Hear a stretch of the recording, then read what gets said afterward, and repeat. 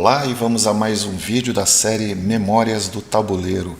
Eu sou Adriano Vale, mestre FIDE e criador da Academia Xadrez Vale, com sede física em Brasília e plataforma de cursos online para todo o Brasil.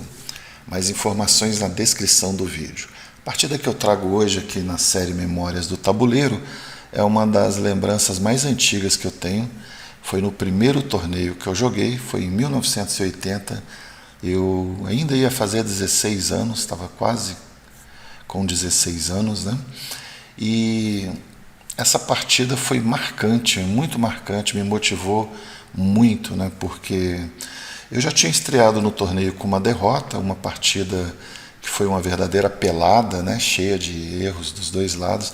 Essa também tem muitos erros, mas a gente tem que guardar as proporções. Na época não tinha internet, poucos livros e poucas chances de praticar ao vivo, né?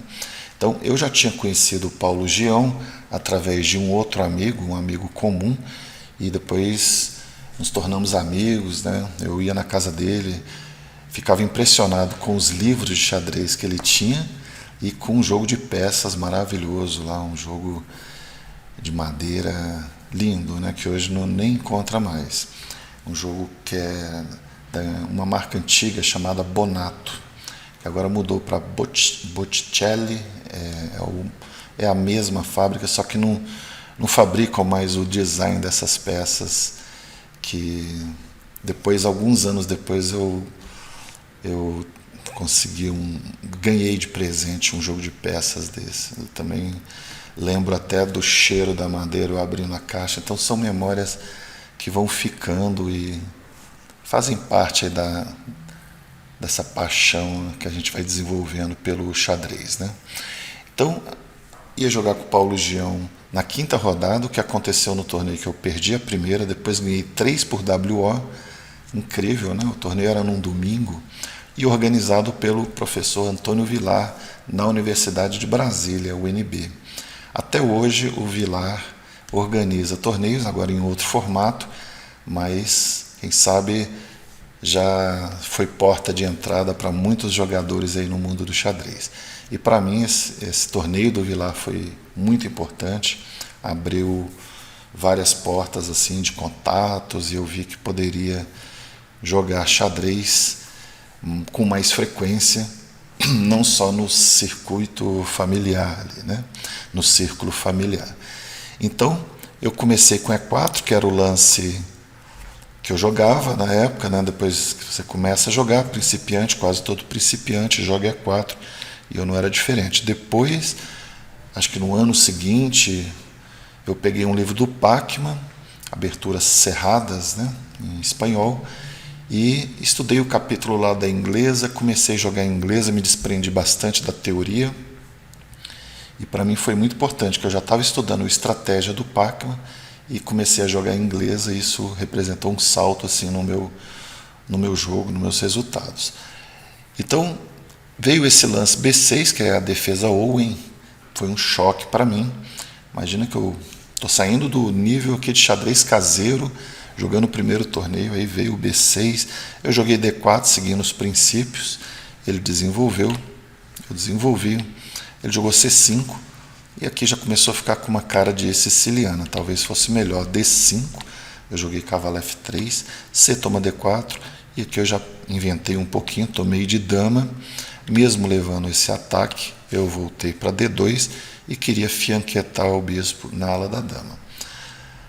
Interessante que tem uma linha moderna que segue mais ou menos essa ideia, tomando de dama, levando o ataque, voltando para D2, mas isso aqui foi intuitivo e nada muito assim impressionante, né? Depois de E6, bispo C4, G6, aqui foi um pouco arriscado aqui da parte do Paulo Gião, porque está misturando a dragão com um outro tipo de estrutura. Esse peão deveria estar em E7, porque a casa D6 ficou muito fraca. Eu já poderia jogar cavalo B5, joguei torre E1, estava jogando de maneira profilática, estava acho que muito preocupado com D5, na verdade não tinha tanto problema. E aí ele veio para trocar e não completou o desenvolvimento. Eu capturei E aproveitei o momento aqui para jogar um F4. Então meu jogo já está soltando, ele voltou, e agora sim, cavalo B5, ameaça cavalo D6, ganhando uma peça, e ele teve que voltar o bispo para F8. Nessa hora eu vi que as coisas estavam dando certo para o meu lado, mas estava longe ainda de ser uma vitória, né? E eu joguei um lance interessante agora, vou até conferir aqui com o Engine. Eu joguei esse lance, B4, foi o lance do Engine.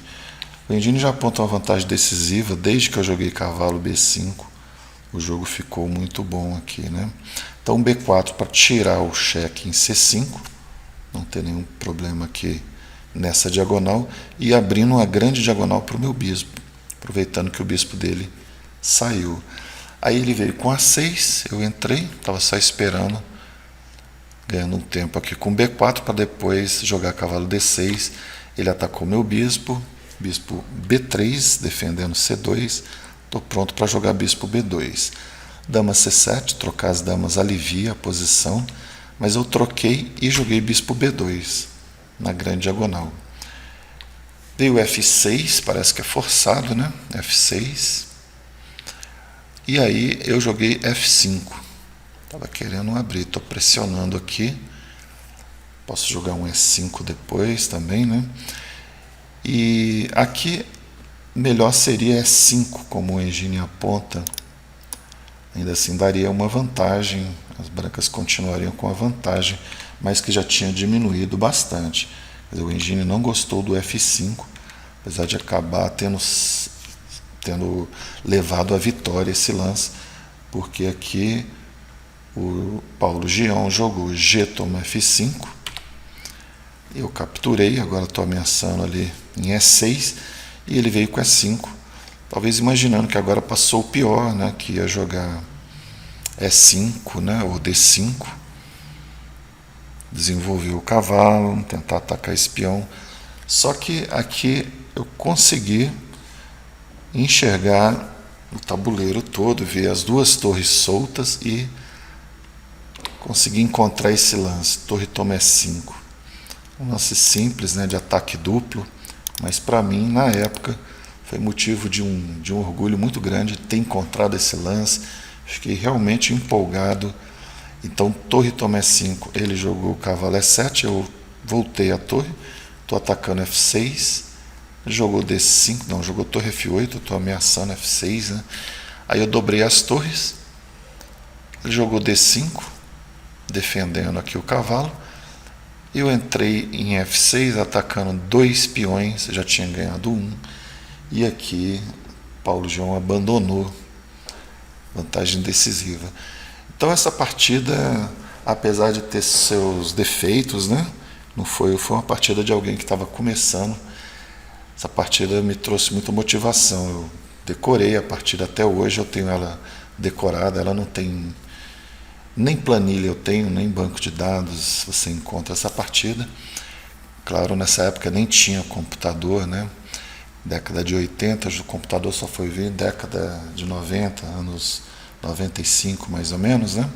Foi o meu primeiro contato com o computador, com programas de xadrez. Mas essa partida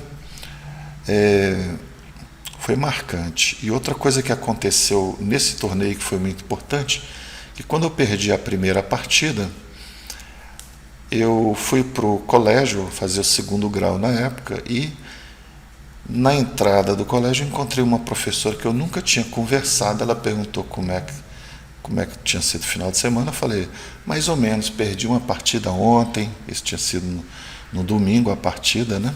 Partida da primeira rodada desse torneio. E aí ela falou, você conhece o clube de xadrez? Olha só, que sincronicidade, né? A professora que eu nunca tinha conversado me deu a dica de um clube de xadrez em Brasília, o AIB, na Associação de Imprensa de Brasília, era chamado Clube da AIB. E no outro sábado eu estava lá, 3 horas da tarde, abri o clube, né, esperando chegar alguém. E logo que chegou alguém, eu já perguntei, me tornei sócio naquele dia. Fui jogar um torneio de blitz no primeiro dia, saí assustado com o negócio. perdi partidas ali adoidado. Então fui vendo esse mundo de torneios, de clube, de livros, a partir desse primeiro torneio que o Vilar organizou e essa partida com Paulo Gião, que era na época terceiro lugar do campeonato juvenil brasiliense. Então ele só tinha ficado atrás do Sandro Heleno, que era mestre internacional já, né? Um jogador muito forte aqui de Brasília, que parou de jogar torneios, mas foi um fenômeno, um jogador que conquistou o título de mestre nacional. Na época era uma marca muito... era um recorde, assim, ele era um dos mais novos mestres nacionais do mundo, né, com 16 anos, se não me engano. Hoje em dia os grandes mestres estão surgindo com 12 anos, mas na época era bem significativo e o Sandro Heleno tinha vencido um Pan-Americano juvenil, foi contemporâneo do Júlio Granda, que hoje é um grande mestre aí muito forte.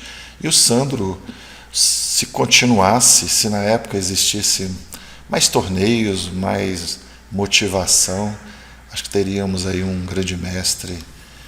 Agora falar assim, né, mas foi uma decisão dele, né, também, porque não existia nenhuma perspectiva você se dedicar ao xadrez, e ele colocou prioridades, né?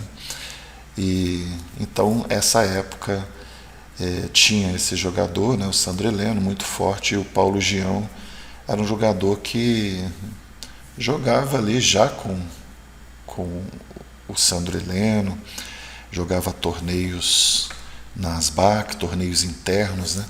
Então para mim foi muito motivante. E aí aquela coisa, às vezes você perde uma partida, mas quem está do outro lado pode estar tendo naquela vitória uma grande motivação. Você pode estar, de certa forma, participando de uma transformação ali. Então é isso. Essa foi a memória do tabuleiro de hoje. Partidinha contra o Paulo Gião.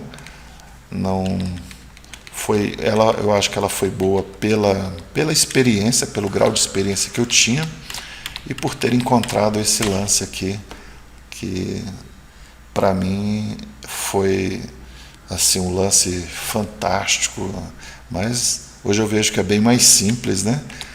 A questão de visão do tabuleiro, mas para mim na época eu estava fazendo um lance, 2 exclamações aí. Então é isso, essa foi a memória do tabuleiro de hoje. Até o próximo vídeo, valeu!